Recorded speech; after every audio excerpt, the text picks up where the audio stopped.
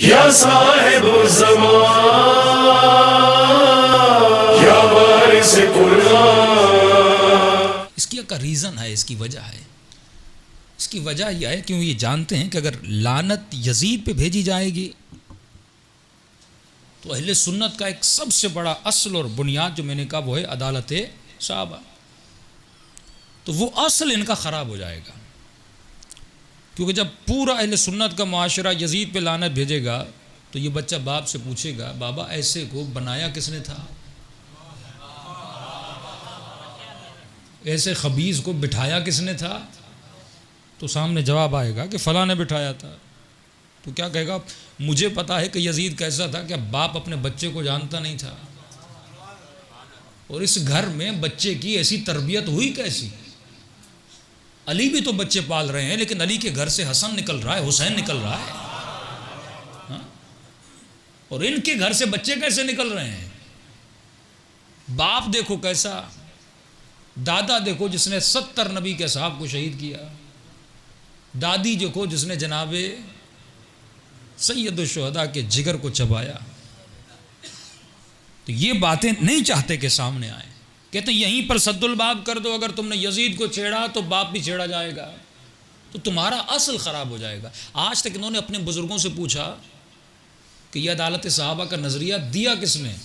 मुफ्तियों ने, फ़लाँ इमाम ने, फ़लाँ इमाम ने। कभी हवाला नहीं दिया जाता कि यह नज़रिया रसूल। कुरान का नज़रिया यह है कि न अकरमकुम इंदल्लाहि अत्क़ाकुम, अल्लाह के नज़दीक वो बंदा काबिल एहतराम है जो बातक़वा हो, जो दीन की इज़्ज़त करे, जो नमाज की इज़्ज़त करे, जो उसूल की इज़्ज़त करे, जो तौहीद की इज़्ज़त करे। और बेदार लोग ये सवाल करते हैं। सऊदी अरब की टीवी थी और वो यही दिफा कर रहा था कि नहीं, इनकी आपस में रिश्तेदारियाँ थीं और ये था, इनका आपस का झगड़ा था, तुम दोनों को बोलना नहीं चाहिए और इसकी वजह से हमें कहना नहीं चाहिए। अगर ये कहोगे कि अगर यजीद ने हुसैन इब्न अली को शहीद किया तो फिर जंगे जमल के लिए क्या कहोगे, फिर जंगे सिफ़ीन के लिए क्या कहोगे? वहाँ पर भी तो कत्ल हुआ था, माविया ने जनाब अम्मार को कत्ल किया था। जंग जमल में एक तरफ नबी की ज़ौजा हैं, दूसरी तरफ नबी के दामाद हैं और पता नहीं कितने लोग उस जंग में शहीद हो गए, फिर उनके लिए क्या कहोगे? फिर सबको कहना पड़ेगा, लिहाजा तुम्हें कहना नहीं चाहिए। ये दो बड़ों का मसला था, तुम इस मसले में पढ़ना नहीं चाहिए। ये कह के सबको चुप करवा दिया। एक बंदे ने फ़ोन किया, फ़ोन करने के बाद कहा ठीक है, हम करबला को भुला देते हैं। कहा मौलाना आपने समझा दिया, जो लफ्ज़ इस्तेमाल करते हैं, 2 शहजादे थे, वो भी साहबी का बेटा, वो भी साहबी का बेटा, तो हमें उनके मामले में पढ़ने की ज़रूरत नहीं है। कहा मौलाना बिल्कुल सही कह रहे हैं, हम करबला में नहीं पढ़ते। लेकिन ये बताओ वाक़या हुर्रा के लिए क्या कहोगे? 3 दिन मदीने को अपने सिपाहियों पर हलाल कर दिया, 400 औरतें हामिला हो गईं, 400 ज़िनाज़ादे बच्चे पैदा हुए। मुसलमान इसकी डर से काबे में छुप गए।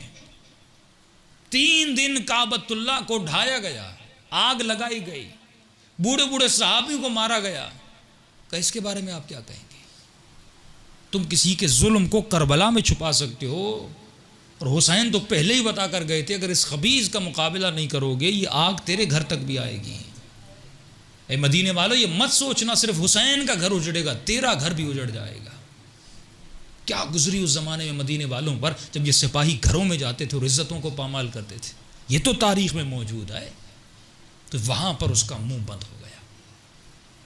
तो एक चीज़ आपके दुश्मन का मुंह बंद कर सकती है, उसका नाम है दलील।